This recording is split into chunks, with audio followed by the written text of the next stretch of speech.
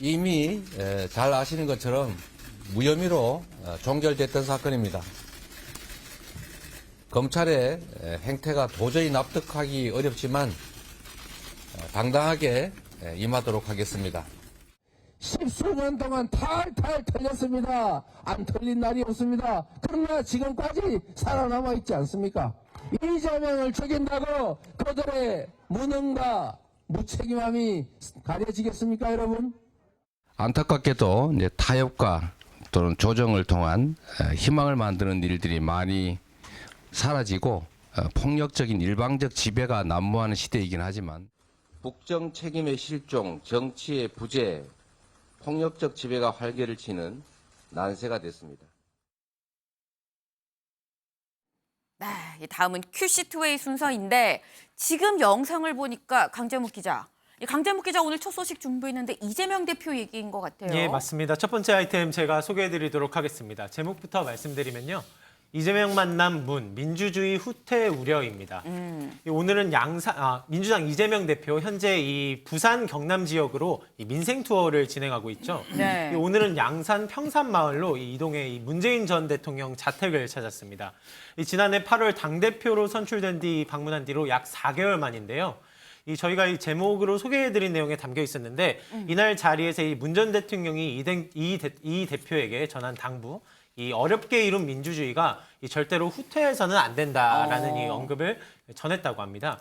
이 대표를 중심으로 이 민주당이 민생 경제를 해결하는데 이 최선의 노력을 해달라 이런 당부가 있었는데요. 이 자리는 약 1시간 반 정도 이어진 것으로 전해지고 있습니다. 오늘 같은 날 이 윤 대통령 신년 인사회까지 있었던 만큼 이 대표와 문 전 대통령 사이로 어떤 얘기가 오갈지 되게 이제 주목이 되고 있었는데요. 이 안보 관련해서 좀 언급이 있었는데 그것도 좀 살펴드리면은 정전 70주년을 맞은 해임에도 이 남북 간 긴장이 고조되고 있다며 이 안보 불안을 좀 언급하는 듯한 발언 또한 있었습니다. 이재명 대표의 이 같은 행보는 이 검찰 출석을 앞둔 상태에서 이 당 결속을 다지기 위한 행보라는 해석이 계속해서 잇따라 나오고 있습니다. 네, 한편 문 전 대통령 새해 첫날인 어제는 이 반려견 토리와 일출을 감상하는 모습을 공개하기도 했는데요. 이 멀리 가지 않고 평산마을에서 지켜봤습니다. 이 딸인 다혜 씨 역시 SNS를 통해 이 문 전 대통령이 성당 가는 모습을 공개하기도 했는데요. 일요일 성당 가는 길, 인이도 외출할 때는 교복 대신 멋짐을 택했다. 무탈하시길이라고 썼습니다. 문 전 대통령의 교복이라고 하면은 주로 갑옷을 입거나 체크 무늬 셔츠를 입고 있는 모습이 많이 포착이 됐는데 이걸 벗고 차려 입었다. 이런 점을 강조한 것으로 보입니다. 네. 윤영걸 대표님. 네. 지금 보면은 사실 문재인 전 대통령이랑 이재명 대표랑 언제 만날 것이냐, 만나면 무슨 얘기를 할 것이냐 했는데 지금 보니까 남북 간 이 긴장 고조에 대해서 좀 우려된다는 얘기도 하고요. 그리고 민주주의가 후퇴해서는 안 된다 이런 얘기를 지금 문재인 전 대통령 이재명 대표한테 했다고 하는데 이건 어떤 의미로 해석을 할 수 있는 걸까요? 먼저 이제 남북 간의 긴장 관계가 우려된다. 그건 이 야당 최다 의석 대표하고 전직 대통령이 만나서 네. 지금 일촉즉발 위기에 있는 남북 관계에 대해서 걱정하는 거는 그건 충분히 있을 수 있죠. 다만 이제 지금 우리가 어렵게 이룬 민주주의가 절대 후퇴해서는 안 된다. 이 얘기는 평범한 얘기 같지만 뒤집어서 얘기하면은 어렵게 이룬 민주주의가 지금 윤석열 정부 와서 후퇴하고 있다. 또 이렇게 뒤집어서 또 얘기도 가능하거든요. 네. 그런 얘기를 한 계기는 제가 보기에는 문 전 대통령을 향한 또 수사. 네. 지금 그 서해 공무원 피격 사건이라든지 네. 월북 어민 사건이라든지 탈원전이라든지 청와대 울산 선거 개입이라든지 이런 여러 선거를 검찰 수사 개입한 거 네. 여기에 대해서 거론한 거 아닌가 싶어요. 그리고 또 동병상련이라고 지금 이재명 대표에 대한 수사 대장동부터 성남 FC부터 변호사비 대납부터 여러 가지가 있잖아요. 네. 그러니까 동병상련의 의미에서 서로 그런 얘기를 주고받은 것을 보는데 네. 제가 보기에는 민주주의라고 후퇴라고 또 보는 사람이 있는 반면에 지금 부서진 민주주의가 지금 겨우 회복되는 발화 단계에 있다. 이렇게 보는 사람도 의외로 많지 않을까. 지금 현 정부를 보는 시각, 검찰 수사에 대한 보는 시각, 이 차이가 그런 견해차를 드러낸 거 아닌가 싶습니다.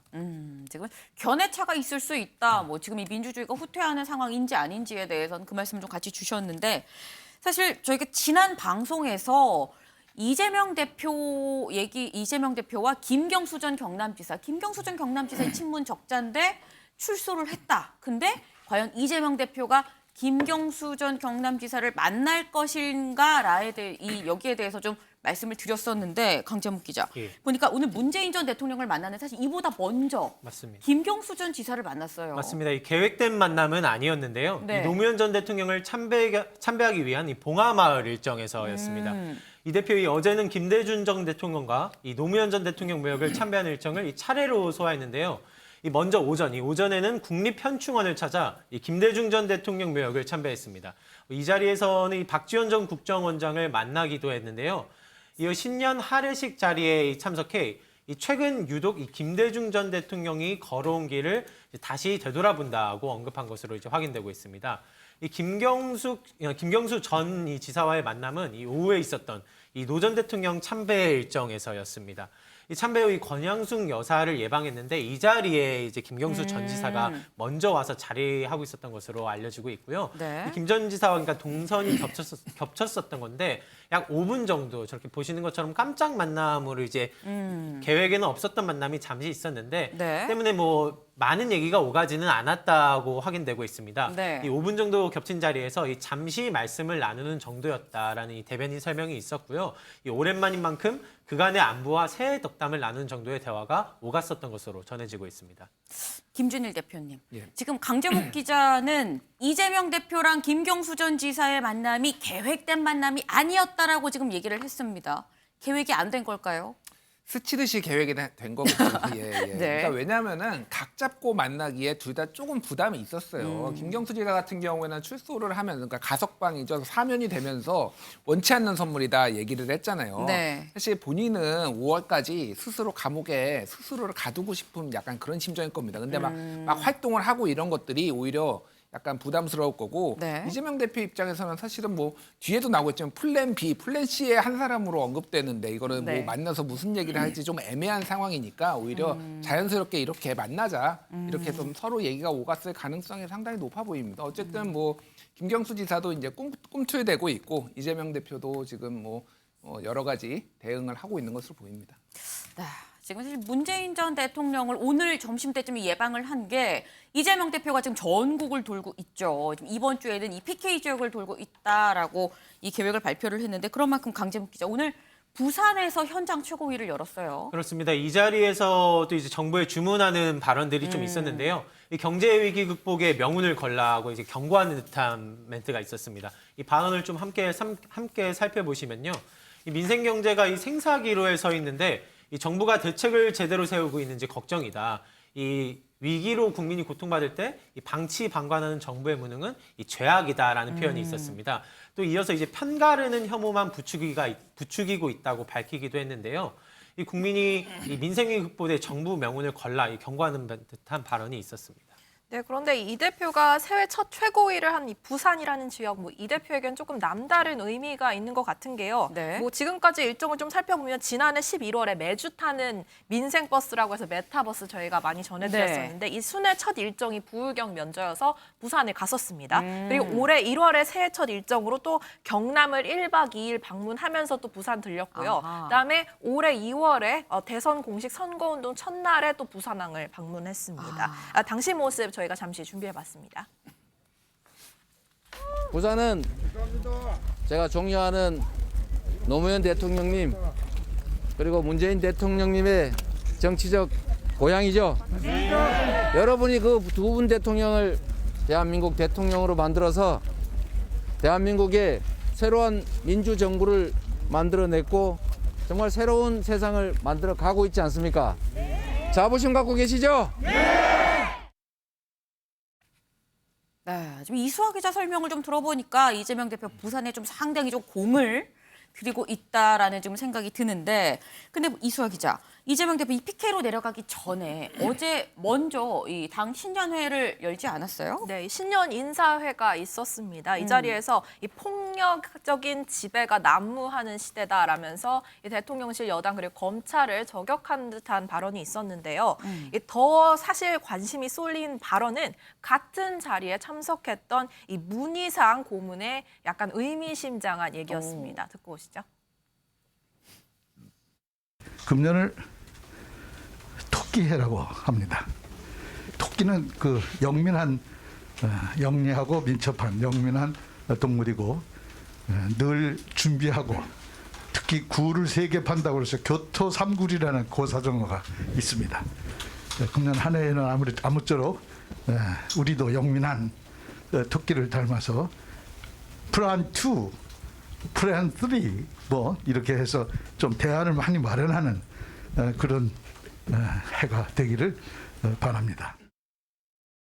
네, 올해가 토끼의 해잖아요. 그래서 덕담을 좀 주고받는 와중에 이 플랜 E, 뭐 플랜 C, 뭐 이렇게 네. 플랜 B, C 아니면 2, 3 이렇게 얘기를 하면서 좀 네. 우리가 대안을 생각해 볼 때가 되지 않았나라는 얘기를 한 겁니다.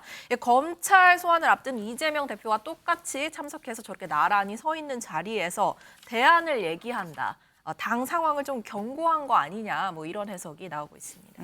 그런가 하면 이 플랜 B를 만들어야 한다는 발언에 이 다른 견해를 보인 이도 있었습니다. 바로 정동연 전 통일부 장관인데요. 오늘 인터뷰 통해 필요한 것은 강한 플랜이다. 필요한 것은 강한 플랜이다. 이 민간 독재를 극복하는 플랜이다. 밝힌 건데요. 즉 플랜 B가 아닌 플랜 A를 강하게 만들어야 된다. 이런 식의 발언이 있었습니다. 이 플랜 B가 있다 한들 이재명 대표 대신 다른 사람을 찾자는 말일 텐데 네. 그 다음 사람 역시도 이 검찰의 칼로부터 안전할 수가 없다. 현 정권과 맞서 싸우는 강한 플랜이 필요하다는 평가 남겨놨습니다. 윤영걸 대표님. 네. 사실 뭐 문희상 고문은 이재명 대표가 아닌 다른 대안을 플랜 B다라고 얘기한 건 아니거든요. 근데 지금 정동영 전 대표가 뭐 플랜 B로 한들 뭐 이재명 대표가 아니라고 한들 뭐 이렇게 하면서 약간 못을 박은 형국이 됐는데 플랜 B, C는 문희상 고문이 얘기한 플랜 B, C는 무슨 의미인 걸까요? 저는 뭐 이재명 대표가 지금 사법 리스크가 발등에 불이잖아요. 네. 거기에 대해서 그 체포영장이나 구속영장 청구가 됐을 때 그 전후에 어떻게 행동할 건지 거기에 대한 그 플랜 B, C 아닌가 저는 이렇게 생각이 돼요. 네. 지금 민주당에서 비이재명계에서는 여러 가지 얘기가 나오잖아요. 하나는 정정당당하게 먼저 출두해라. 네. 또 하나는 당 대표직 사직하고 평당원으로서 백의종군하면서 수사에 적극적으로 임해서 당당히 임해서 떳떳하게 해라. 이 두 가지가 계속 나오고 있잖아요. 네. 그래서 저는 민주당 차원에서도 뭐 비상대책위원회라든지 네. 여러 가지 안을 구상하는 게 이게 저는 플랜 B, C 되리라고 봅니다. 왜냐하면 이재명 대표 사법 리스크랑 민주당하고 같이 빠지면은 네. 민주당이 자체가 물에 빠지잖아요. 네. 그래서 그걸 구별해야 된다 이런 입장이고 정동영 전 의원은 네. 뭐 그럴 필요 없이 결사항전해야 된다. 근데 지금 결사항전만 갖고 있는 방법지는 있을 수는 없죠. 그건 뭐 정동영 전 의원이 그 이재명 대표랑 같이 정치할 때 같이 출발했거든요. 네. 지금도 뭐 옛날 정동영 개라고 할 수 있죠. 이재명 대표가. 네. 그러니까 덕담을 나눈 거 아니냐 뭐 이런 생각이 좀 듭니다만은 그만큼 민주당의 사법 리스크가 굉장히 크다 이렇게 볼 수 있겠습니다. 지금 뭐 플랜 B, C, 뭐 플랜 2, 3을 얘기를 하는 게 결국은 이재명 대표의 사법 리스크 관련한 내용을 얘기한 거다라는 점에 대해서 정동영 전 대표나 뭐 윤 대표님이나 뭐 비슷하게 지금 해석을 하고 계시는 것 같습니다. 근데 민주당 당내에서 지금 뭐 플랜 B, C 얘기까지 나오는 지금 이런 상황에서 윤 대통령이 이수아 기자, 그동안 계속 이재명 대표가 영수회담 하자고 한 5번, 6번 정도 얘기를 했는데 안 봤었는데 이번에 신년 인사회에 이재명 대표 초청을 했다면서요? 네, 오늘 오전에 대통령실 신년 인사회 있었죠. 이 자리에 네. 민주당 지도부를 초대했다고 밝혔는데 민주당 지도부의 모습은 보이지 않았거든요. 오. 이재명 대표의 반응이 좀 의외였습니다. 듣고 오시죠.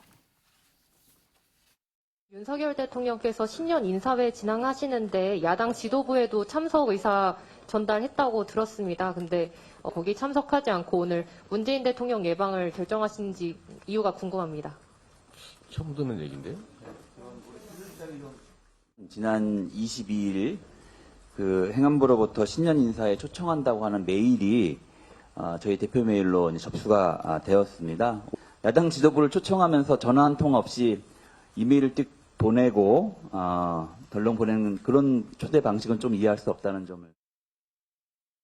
네, 일단 이 대표는 신년 인사의 초청에 관해서 처음 듣는다, 몰랐다는 반응을 보였고요. 네. 이 비서실장을 통해 전말이 공개된 건 이 행안부에서 메일을 보냈는데 네. 선약이 있어서 지금 야당에서 거절을 한 상태인데 왜 야당 지도부를 초대하면서 이메일만 덜렁 보냈냐라는 반응이 나왔습니다. 김준일 대표님. 네. 지금 이재명 대표는 처음 듣는 얘긴데요라고 얘기를 했습니다. 정말 몰랐던 걸까요? 그러니까 이메일만 떨렁 보내서 사실 이게 초청을 한다는 것 자체가 뭐 별로 유례가 없죠. 야당 대표랑 얘기를 하는데 이게 네. 그냥 전체적으로 보면은 대통령실의 어떤 스탠스, 일관된 스탠스, 범죄자랑은 겸상할 수 없다라는 대통령의 어떤 스탠스가 반영된 게 아닌가 그렇게 보여집니다. 그리고 저도 여권의 이제 뭐 관계자로부터 얘기를 들었는데 네. 윤석열 대통령은 야당과 협치할 마음이 정말로 크답니다. 근데 이재명만 빼고 예, 이재명 대표 체제에서는 동반진반인 것 같아요. 예, 아니요, 뭐 정말 진지하게 그런 말씀하시더라고요. 그래서 이재명 대표만 아니면은 좀 네. 협치 야당도 만나고 싶은데 이런 정말로 이재명 대표를 싫어하시는 것 같아요. 그런 게 뭐 이렇게 나오는 거죠. 사실 이게 초청했다라고 볼 수도 없고 여기서 야당이 대표 가는 것도 이상해요. 이메일로 똑 받고 이렇게 가는 것도 지금의 좀 안 좋은 기류를 반영하고 서로 주고받은 게 아닌가 그렇게 보여집니다. 아, 그러니까 이재명 대표가 정말 몰라서가 아니라 모르는 척 무시하고 싶은 그 마음이 좀 피력이 됐다라고 지금 말씀을 주신 것 같습니다.